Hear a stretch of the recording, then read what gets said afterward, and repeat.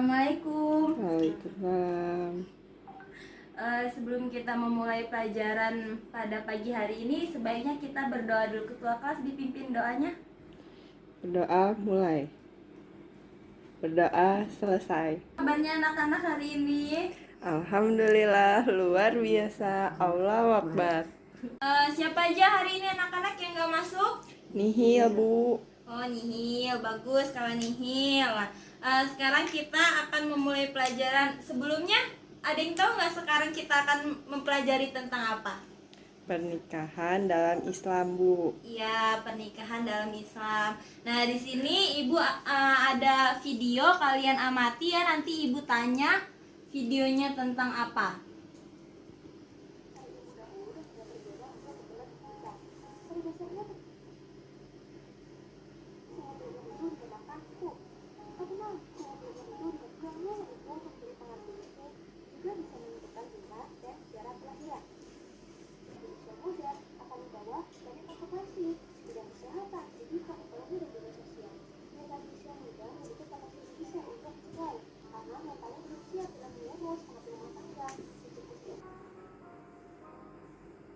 Hai.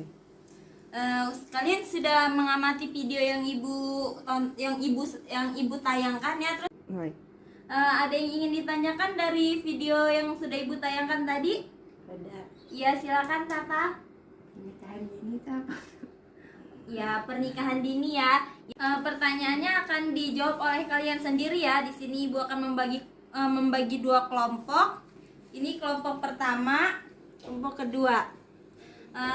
Udah dapat ya materi-materinya. Jadi kelompok pertama itu menjelaskan tentang pernikahan kontrak dan pernikahan dini, dan kelompok kedua pernikahan beda agama dan pernikahan siri. Paham ya pengertiannya aja ya yang kalian cari. Terus nanti kalian dari setiap kelompok maju ke depan untuk perwakilannya aja untuk mempresentasikan hasil kerja kelompoknya. Cukup ya diskusinya. Silakan dari perwakilan kelompok maju. Yang kelompok pertama dulu maju tentang pernikahan dini ya. Ini silakan.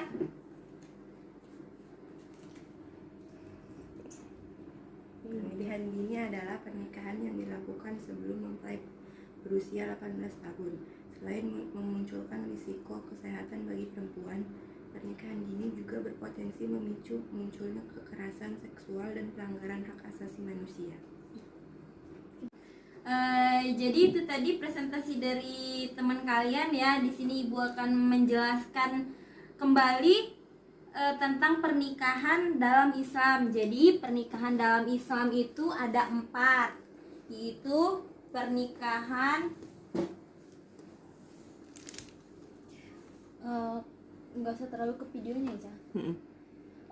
Yaitu pernikahan dalam Islam itu ada 4. Yang pertama itu pernikahan kontrak, yang kedua itu pernikahan dini, pernikahan sirih, dan pernikahan beda agama.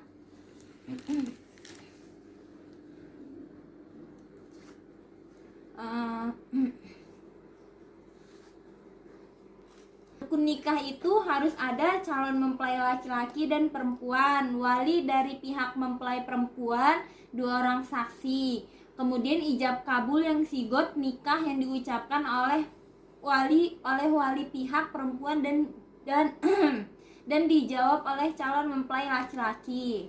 Kemudian ada syarat nikah. Syarat nikah itu ada calon suami, calon istri, wali nikah, saksi nikah, dan ijab kabul. Nah, tadi kan yang dijelaskan teman kalian itu tentang pernikahan dini. Jadi dampak dari pernikahan dini itu adalah pernikahan yang dilakukan sebelum mempelai berusia 18 tahun. Selain memunculkan resiko kesehatan bagi perempuan, pernikahan dini juga berpotensi memicu munculnya kekerasan seksual dan pelanggaran hak asasi manusia. Dampak dari pernikahan dini itu resiko penyakit seksual itu meningkat, resiko kekerasan seksual itu meningkat, resiko mengalami masalah psikologi, resiko memiliki tingkat sosial dan ekonomi yang rendah.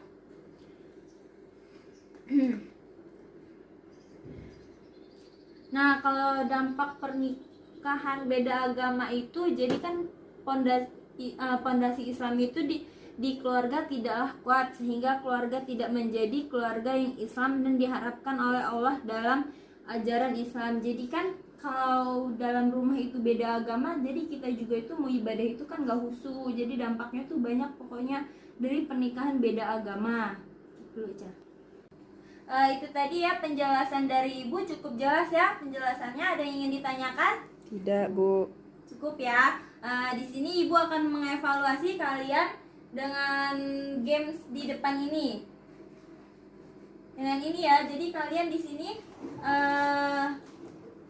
ngambil dari salah satu amplop dari sini nih, isinya ada pertanyaan, nanti kalian jawab. Ya, silakan. Dipersilakan maju.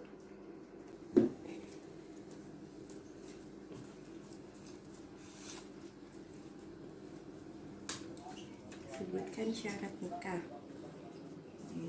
Calon suami, calon istri, wali nikah, saksi nikah, ijab kabul. Jadi hikmah dari pernikahan itu adalah kita menjalankan sunnah dari Rasulullah SAW. Terus kita menjauhkan dari kemaksiatan. Kan kalau kita sudah nikah itu jadi pacarannya itu ya pacarannya setelah nikah. Jadi kita nggak dosa. Kalau belum nikah kan pacarannya dosa. Nah itu kita terhindar dari maksiat. Terus cukup, Cah. Jadi kalau kita menikah di umur yang sudah matang itu, kita akan menjalankan segala-galanya itu dengan pikiran yang matang. Jadi kan kalau pernikahan dini tadi itu kan dia nikahnya masih di usia muda, belum cukup umur. Jadi banyak kendala-kendalanya yang egonya masih tinggi dan segala macam. Nah, saran dari Ibu, kalau kalian sudah cukup matang dengan umur kalian, kalian segerakan untuk menikah. Jangan menunda-nunda agar terhindar dari maksiat.